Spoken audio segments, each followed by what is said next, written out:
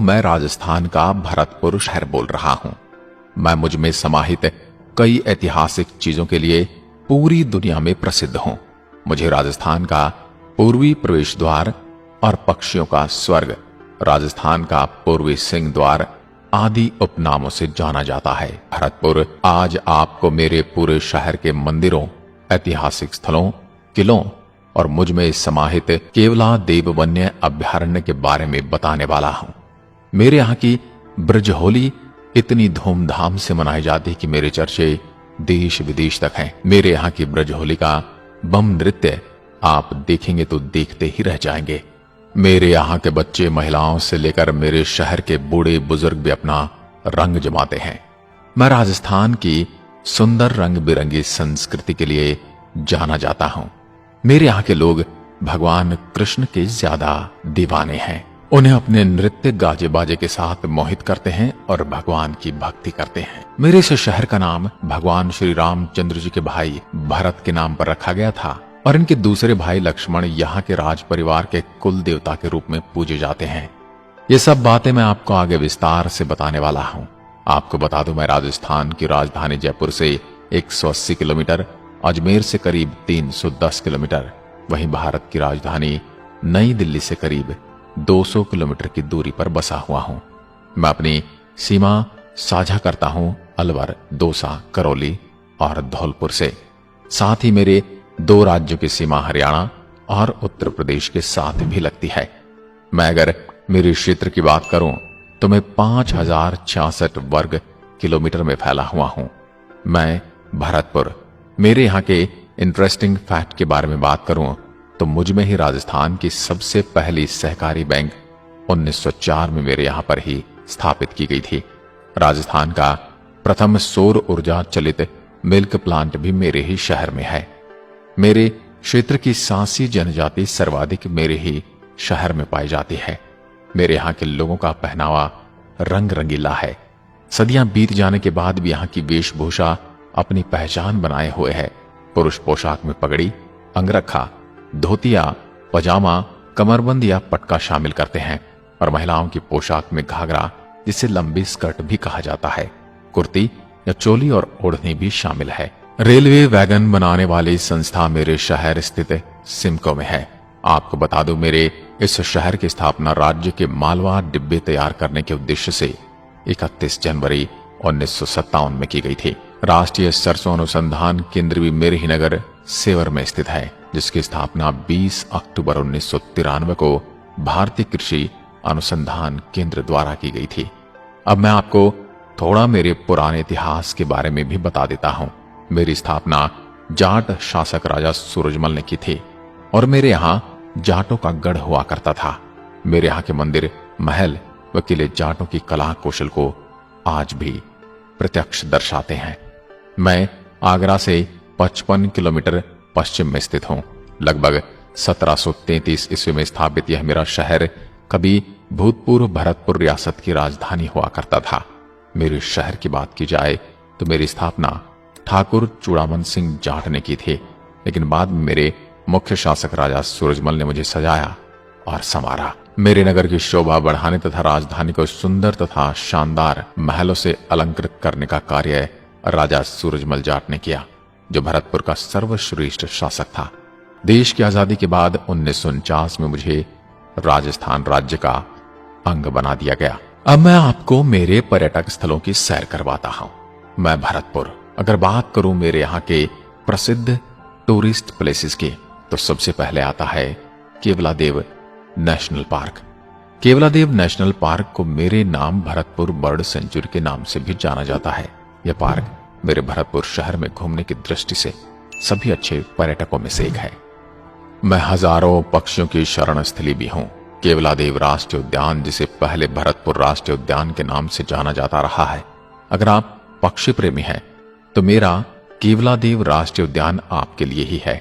मेरा ये national park पक्षियों की 230 से अधिक प्रजातियों का घर है। अगर आप मेरे शहर की यात्रा करने की सोच रहे हैं तो मैं भरतपुर आपको आमंत्रित करता हूं। तो मैं आपको बता दूं कि सर्वप्रथम आपको मेरे यहां स्थित केवलादेव नेशनल पार्क में अवश्य घूमना चाहिए। मुझ में स्थित बर्ड सेंचुरी को देखने के लिए लोग विदेशों से आते हैं। सर्दियों में यहां ज्यादा रौनक रहती है, लेकिन इस वक्त यहां कई रंग बिरंगे पक्षी प्रवासियों का आगमन होता है। यहां करीब 300 से अधिक प्रजातियों के पक्षी हैं, जिसमें आपको छोटे बतख से लेकर जंगली बतख, बैंगस, सोवेलर्स, पिनटेल बतख, सामान्य बतख और लाल कलगी वाली बतख तक देखने को मिलेगी। मेरे इस विहार का नाम मेरे आराध्य प्रभु केवलादेव शिव मंदिर के नाम पर रखा गया था। यह मंदिर मेरे केवलादेव पक्षी विहार में ही स्थित है। अब यहां से आगे चले तो मैं आपको ले चलता हूं मेरे यहां स्थित लोहागढ़ किले में। मेरा यह किला राजस्थान का एक प्रमुख किला है, जो बिल्कुल अपने नाम पर खरा उतरता है। मेरा यह किला कई आक्रमणकारियों के हमलों से जूझता रहा। मेरे इस किले का निर्माण मेरे यहाँ के जाट शासकों ने करवाया था।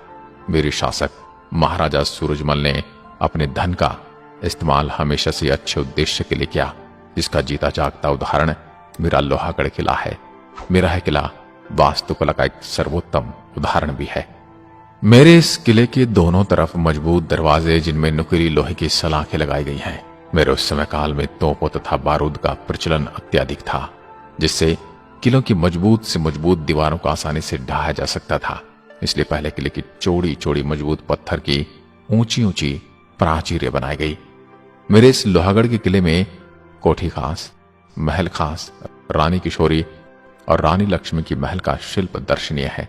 इसके अलावा गंगा मंदिर, राजेश्वरी मंदिर, बिहारी जी का मंदिर, इनके भी दर्शन करके जरूर आना। मेरा किला लोहागढ़ का अर्थ है लोहे का किला। मेरे इस किले का निर्माण मूल रूप से मेरे महाराजा सूरजमल ने 19 फरवरी 1733 में करवाया था। मेरा यह किला भारत का एकमात्र अजय दुर्ग है। लेकिन एक बात तो मैं भी मानता हूं कि मेरे इस किले की ताकत और भव्यता अद्भुत है। मेरे इस भव्य किले के अंदर महत्वपूर्ण स्थान है, जिन्हें आप अवश्य देख कर आना। मेरे महाराजा सूरजमल ने मुगलों और अंग्रेजों पर अपनी जीत की याद में किले के अंदर जवाहर बुर्ज और फतेह बुर्ज बनवाए थे।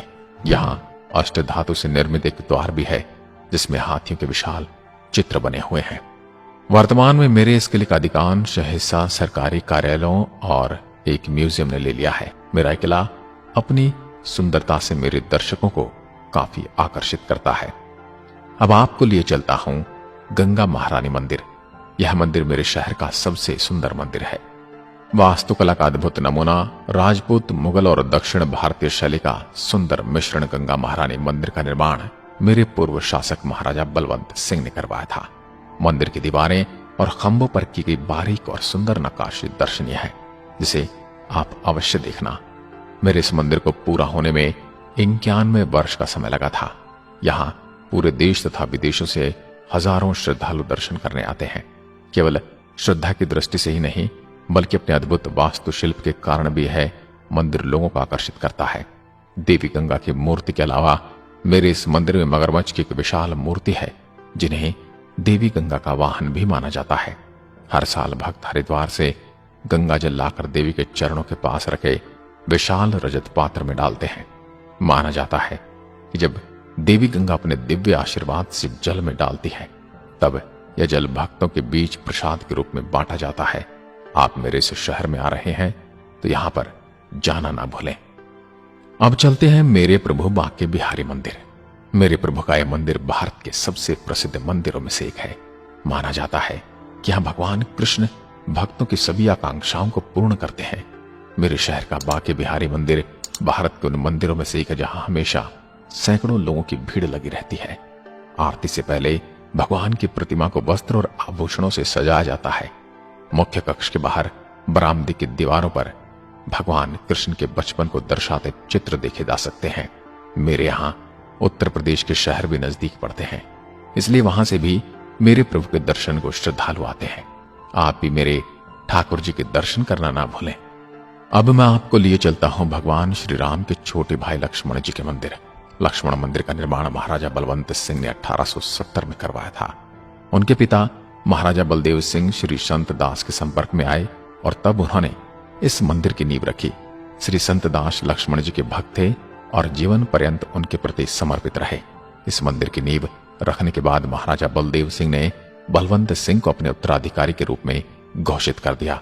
मंदिर को पूरा कराने का श्रेय महाराजा बलवंत सिंह को जाता है।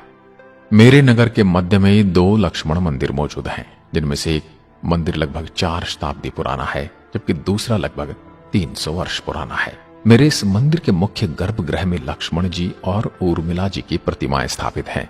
इनके अलावा भगवान राम, शत्रुघ्न और भरत तथा हनुमान जी की छोटी मूर्तियां भी हैं, जिनके दर्शन भी आप अवश्य करें। ये सभी प्रतिमाएं अष्ट धातु से बनी हैं। मेरे शहर में स्थित यह मंदिर बड़ी सुंदरता के साथ संगमरमर और बलुआ पत्थर से बनाया गया है। मेरा यह मंदिर पत्थरों पर की गई सुंदर नक्काशी के लिए प्रसिद्ध है। अब आपको ले चलता हूं डीग के महल और डीग के किला में। मेरे शहर से 34 किलोमीटर उत्तर में डीग नामक बागों का खूबसूरत नगर है। मेरे यहाँ के मुख्य आकर्षणों में मनमोहक उद्यान, सुंदर फवारा और भव्य जल महल शामिल है। यह शहर बड़ी संख्या में पर्यटकों को अपनी ओर खींचता चला जाता है। डीग के राजमहलों में निर्मित गोपाल भवन का निर्माण सन 1780 में किया गया था। सुंदर बगीचों से सजे इस भवन से गोपाल सागर का नजारा देखा जा सकता है। भवन के दोनों ओर 2 छोटी इमारतें हैं, जिन्हें सावन और भादव भवन के नाम से पुकारा जाता है। मेरे शहर के आसपास घूमना तब तक अधूरा है जब तक आप डीग का किला नहीं देख लेते। मेरे परम प्रतापी राजा सूरजमल ने इस किले का निर्माण कुछ ऊंचाई पर करवाया था। मेरे किले का मुख्य आकर्षण यहाँ की घड़ी मीनार है, जहां से न केवल पूरे महल को देखा जा सकता है, बल्कि नीचे शहर का नजारा भी लिया जा सकता है, जिसके ऊपर एक बंदूक रखी है जो आगरा किले से लाई गई थी। खाई, ऊंची दीवारों और द्वारों से घिरे इस किले के अवशेष मात्र ही देखे जा सकते हैं। अब बात करते हैं मेरे ब्रज महोत्सव के बारे में। मेरे यहां मनाया जाने वाला यह त्योहार बहुत ही प्रसिद्ध है और पवित्र त्योहार है। यह त्योहार मार्च महीने में मनाया जाता है, जिसमें सभी जाति के लोग भगवान कृष्ण के अनंत समर्पण का त्योहार मनाते हैं। इस त्योहार की खासियत यह है कि इसमें रासलीला नृत्य होता है। इस खास मौके पर लोग बाणगंगा नदी के पवित्र जल से स्नान करते हैं। अगर आप मार्च महीने में मुझे देखने आते हैं, आप आनंदित महसूस करेंगे और यह दृश्य कभी भी भूल नहीं पाएंगे। हाँ, मैं बात करूं मेरे यहाँ के स्वादिष्ट भोजन नाश्ते की, तो मेरे यहाँ पर विशिष्टता या जीवंत खाद्य संस्कृति नहीं है, लेकिन इसके बाद भी आपको यहाँ पर लोकप्रिय राजस्थानी व्यंजनों के साथ यहाँ के खास व्यंजनों में प्याज कचौरी, मावा कचौरी, आलू की सब्जी और कई ऐसे खाद्य पदार्थ शामिल हैं जिनका स्वाद आप कभी भूल नहीं पाएंगे। मेरे सुंदर शहर को देखकर आप जरूर प्रसन्न होंगे और यहाँ आने का मन अवश्य बना रहेगा। तो आपको बता दूं, मेरे शहर आने के लिए, मेरे सुंदर शहर को देखकर आप प्रसन्न हुए होंगे और यहाँ आने का आपका मन जरूर बना होगा। तो मैं आपको बता दूं, मेरे शहर आने के लिए अपने आसपास के प्रमुख शहरों से सड़क और रेल के माध्यम से अच्छी तरह से मैं जुड़ा हुआ हूँ। दिल्ली मुझसे 200 kilometre, Agra 60 kilometre, Jaipur 180 kilometre पड़ता है। वहीं आप बड़े शहरों से आने वाली ट्रेन भी पकड़ सकते हैं। मैं कई राष्ट्रीय राजमार्गों के माध्यम से इन सभी प्रमुख शहरों से जुड़ा हुआ हूं। अगर आप हवाई जहाज से मेरे यहाँ की यात्रा करना चाहते हैं तो बता दूं कि यहाँ के लिए सीधी कनेक्टिविटी उपलब्ध नहीं है। मेरे शहर का निकटतम हवाई अड्डा आगरा में स्थित है, जो मुझसे 50 किलोमीटर की दूरी पर है। साथ ही यदि आपने कभी मेरे शहर का भ्रमण किया तो कमेंट में लिखकर जरूर बताएं कि आपने क्या क्या देखा, और मेरी सुंदर आत्मकथा को लाइक करना ना भूलें।